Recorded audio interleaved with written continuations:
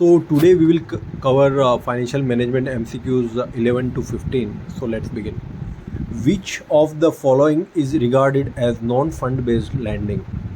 The options are bank guarantee, cash credit, bill discounting and packing credit. So bank guarantee is non-fund based, cash credit is fund based, bill discount is fund based and packing credit is also fund based. So the answer will be A, bank guarantee. So these are different types of non-fund bank facilities which are letter of credit, bank guarantee, inland LC, foreign LC and BG. Then they are bifurcated into performance BG and financial BG. Then there are different types of fund-based facilities which are term loan, cash credit, packing credit, bill discounting, channel financing, or if you say buyer's credit, supplier's credit, working capital demand loan, short-term loan. These are different types of facilities which are fund-based, means actual fund flows from the lender to the borrower. So in the given question, answer will be bank guarantee. Question number 12 says, dash for an investment proposal is the discount rate that equates the present value of expected cash flows with initial cash outflows. So options are payback reciprocal, IRR, that is internal rate of return, profitability index and net present value. So actually the answer will be internal rate of return. The IRR, it is the discount rate which equates the present value of cash inflow with the present value of cash outflows. So let's understand what is IRR. So ये formula आपको दिया है, इसमें सबसे पहले दिया है CF0. As you can see here, CF0 means cash outflows. Then there are different types of cash inflows. So when present value of cash outflow, it is added to the present value of cash inflows, it becomes 0. So this is the rate, the IR is the rate at which this discounting is done. So IR is the rate at which the discounting of cash flows which you are going to receive over a period of time, वो सबको add करने के बाद अगर वो equate हो रहे हैं present value of cash outflow से, the answer is 0, means that is your required rate of return और इंटरनल रेट ऑफ रिटर्न. तो इंटरनल रेट ऑफ रिटर्न से फॉर एग्जांपल एक पर्टिकुलर प्रोजेक्ट का निकाल 12%, then what does it indicate? It indicate that you will be receiving 12% per annum. If you are interpreted that way, you will be receiving 12% per annum return from this particular project. So that is the interpretation. और IRR किससे link किया जाता है? IRR link किया जाता है benchmark से. से फॉर एग्जांपल उस पर्टिकुलर प्रोजेक्ट में आपका कॉस्ट लगा 6% और 7% एंड यू वांट कि आपको 5% का स्प्रेड मिले या 5% का मार्जिन मिले, तो 12% आपको मिल रहा है, it means you will accept the particular project. So the explanation further says, if an organization needs to choose between multiple investments options wherein the cost of investment remains constant, then IRR will be used to rank the project and select the most profitable one, ideally the higher IRR. Then the cost of capital is selected. कुछ particular project में हो सकता है आपका cost of capital is lower as compared to other cost of capital.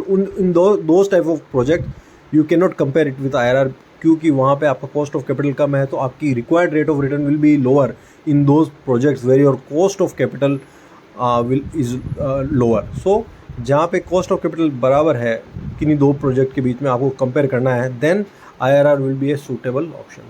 Hope this explanation helps. So IRR should be more than weighted average cost of capital. Weighted average cost of capital is minimum required cost of capital. Means you have arranged fund for a particular project, say at 8% or 9%, and your IRR is coming just at 8 or 9%. That is your hurdle rate or the minimum rate below which the project will not be feasible. It will not be a viable project. It will be a loss-making project. So this is how IRR is very important in deriving the profitability or viability of a particular project. Now let's come back to question number 13. Which of the following statement is correct? Incorrect. So if NPV is 0, accept the proposal. If NPV is less than 0, reject the proposal. NPV can be used to select mutually exclusive project. The one with lower NPV should be selected. And option number D is NPV is equal to present value of cash inflow minus present value of cash outflow. So option number A, B and D, they are absolutely correct. The answer will be option number C, because it says the one with the lower NPV should be selected. That is incorrect. The one with the higher should be selected. So answer will be D. Now what is NPV? So NPV is nothing but present value of cash inflow minus present value of cash outflow. And present value of cash inflow outflow are derived through a rate, a discounting rate, which may be an IRR, which is your required rate of return, minimum required rate of return. So say for example, you discount a particular inflow, say 12% or 13%, which is required by you, और वहाँ पे आपका NPV 0 आ रहा है, means this is acceptable. से अभी आपने 13 की जगह आप 14% डिस्काउंट करेंगे तो आपका NPV नेगेटिव आएगा, क्योंकि आपको जो रियल रिटर्न मिल रहा है वो 12% ही है. 12% में आपका NPV 0 हो रहा था, अगर आप 14% करेंगे तो आपका NPV माइनस में आ जाएगा. It means you require a 14% return in that project. The project is only giving 12%, so you should reject it. So NPV says, explains the thing in this way. Let's go to question number 14. Time adjusted present value is not used in which of the following capital budgeting method?